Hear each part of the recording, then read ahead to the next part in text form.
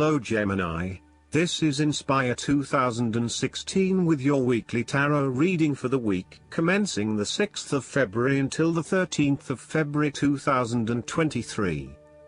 The first card for you is representing, how do you feel about yourself? Your card is the Ten of Wands. You are finally reaping your rewards after investing a lot of hard work and effort. You have fulfilled a creative venture, realized a dream or accomplished a major goal, and now must deal with the consequences of that fulfillment. However, even with the achievement of your goal, there comes with it great responsibilities and commitments. While you have reached a point of completion, you are becoming starkly aware that you must now carry on with the responsibilities you have laid out for yourself, in order to ensure ongoing success. The trouble is, however, that these responsibilities may become too much to bear and you are struggling to let go. It is a bit like the business owner who creates a flourishing business but who is unprepared to delegate some of her responsibilities to the staff, and ends up working 70-80 hours a week. The inspiration and creativity that was associated with the initial goal or vision rapidly disappears, and everything becomes hard work all too quickly. Thus, it is incredibly important to let go of or delegate some of your responsibilities in order to free you up to still enjoy life. This is a reminder of how much we take on in our lives and all the extra burdens and responsibilities we weigh ourselves down with. We take on so much, trying to do all the things that need to be done. Thus, this card asks you to stop and examine your current lifestyle or work. Assess which activities or tasks are really urgent or really important, particularly in relation to your broader goals. You may need to employ various time management or prioritization methods in order to determine where best to spend your time and which tasks you can drop. Your goal needs to be greater efficiency, whilst also freeing yourself up for rest and relaxation when you need it. This card can also mean that you are being oppressed by outside sources. You are overworked, overtired and overstimulated. You have more on your plate than you can possibly handle and you have taken on too much at this point in time. In an effort to get to the finish line, you have found yourself overwhelmed with the extra responsibility and activity. You need to stop working so hard. If you cannot stop, then conserve your energy and pace yourself. When you are overcommitted, everything becomes a strain. The second card for you is representing, what do you want most right now? Your card is the Ace of Pentacles. What do you want most right now is the beginning of new investments or the willingness to undertake a new business venture, fresh energy, and inspiration. There is a feeling of prosperity, abundance and joyfully. The Ace of Pentacles is symbolic of wealth, not just in the financial sense but also in a more holistic sense. You may see new opportunities come your way to generate a new source of income, or you may be lucky enough to receive a financial gift or windfall. On a broader level, this ace indicates abundance in all areas of your life and a general feeling that you are indeed blessed and deserving of everything that comes your way. Operate by the law of attraction, and send out positive energy into the universe so that you may receive abundance in return. The Ace of Pentacles is about manifestation of your goals, and that you are moving into a more positive state of mind about what you are capable of achieving. Your ideas are ready to be turned into something tangible. Figure out what will work and make it a reality. Thus, the Ace of Pentacles sees you starting to map out how exactly you will achieve your goals, by creating targeted action plans and getting those actions underway. There are opportunities that are becoming available to you that will help you to manifest your goals and realize your inner potential, whilst at the same time generate some level of income and financial support.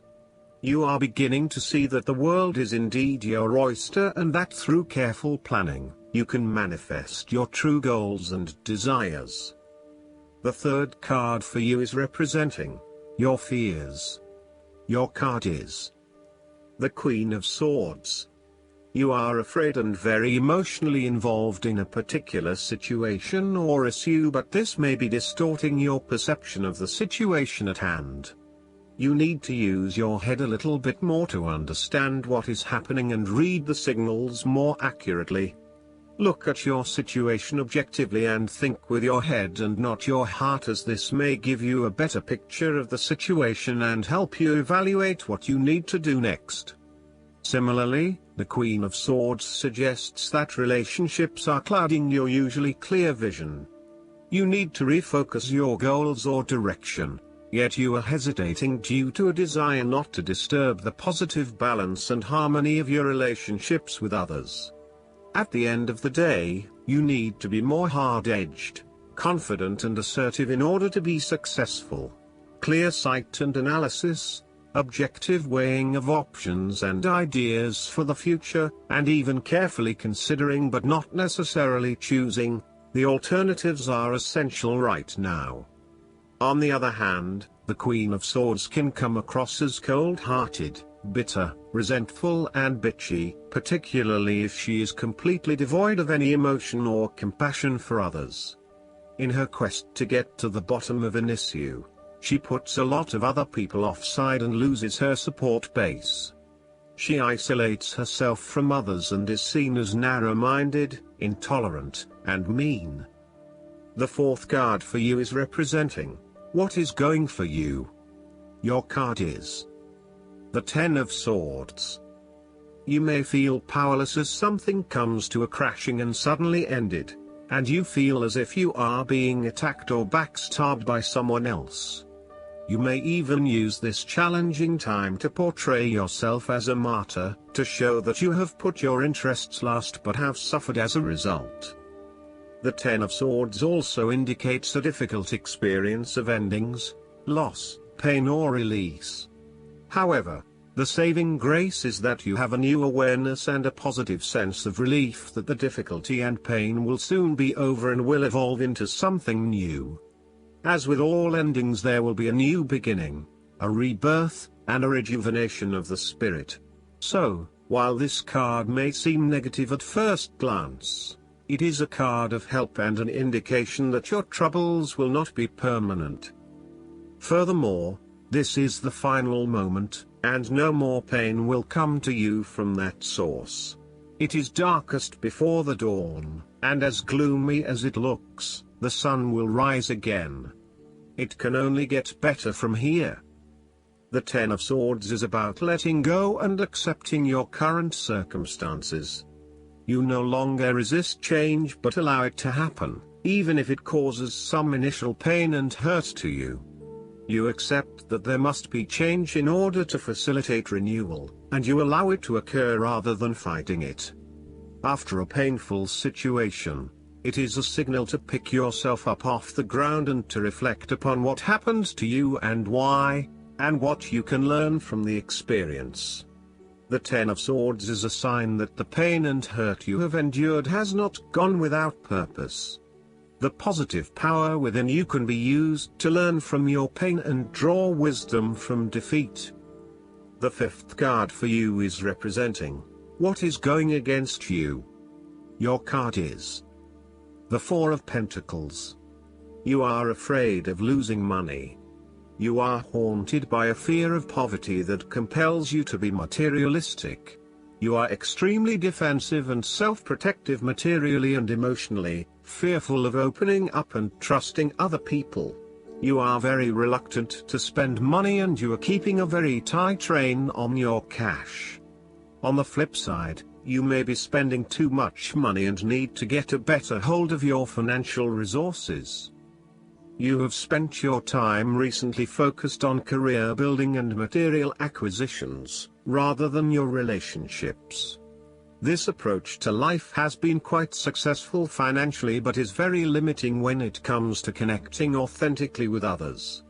You have created a prison for your time and your energy by building up this solid wall of work and financial responsibilities, and will need to release and escape from this to some extent if you want to focus on more personal issues.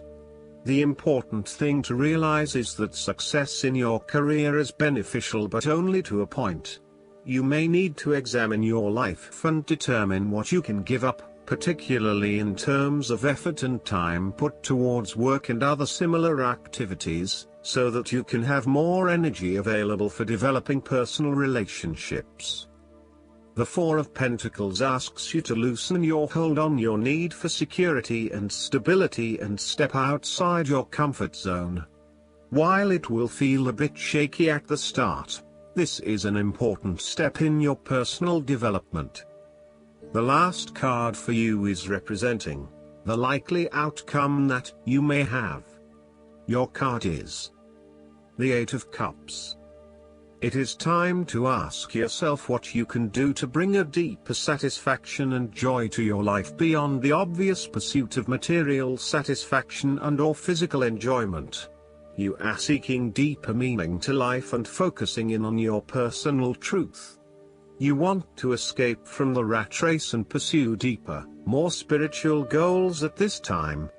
You are willing to let go of your material possessions in favor of something more meaningful. Thus, the Eight of Cups is often reflective of the start of a journey of discovery, particularly on a spiritual level. You are disappointed enough to walk away from everything you have built up so far. It could indicate a disappointment in love or dissatisfaction with material success. It could also indicate that you have overextended yourself to the point of emotional exhaustion. Even though you have already come so far, you feel that you can no longer go on and your only choice is to walk away from the situation. You feel disappointed with yourself, but you know that this is the right thing to do before you completely burn out. You may also be feeling that you are giving too much and not getting nearly enough in exchange. Last but not least, the guidance card for you is the Hobbies. How are you spending your free time, dear one? When you're going through life changes, hobbies can provide a stress outlet and meaningful foundation. Your card is guiding you to invest in these pursuits as a way to relax, learn, and enjoy yourself. You love to stay busy, and these interests bring fun into your hectic life. Hobbies can be productive, as many people turn them into careers. So, imagine that you have unlimited time, energy, and money available for a hobby. What's the first one that comes to mind? That's your inner truth, and there's always a way to make it work on any budget and schedule. Joining a group related to your hobby is a wonderful way to make new friends who can be there for you during the next part of your life. Any change, even a positive one, can be stressful, but with playful outlets like hobbies and good friends, it can feel purposeful and joyful. I hope that you enjoy everything, and if you like the reading, just please click subscribe and you will get instant notifications every time we publish a new video right to your YouTube. Thanks.